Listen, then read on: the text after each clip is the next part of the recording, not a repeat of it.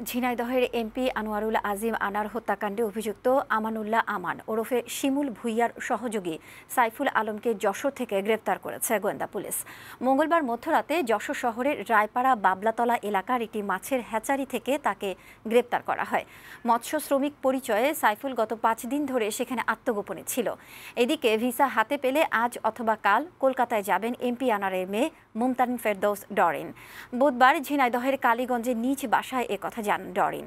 এদিকে হত্যাকাণ্ডের সাথে জড়িতদের চিহ্নিত করার কথা জানিয়েছেন ডিএমপি কমিশনার হাবিবুর রহমান।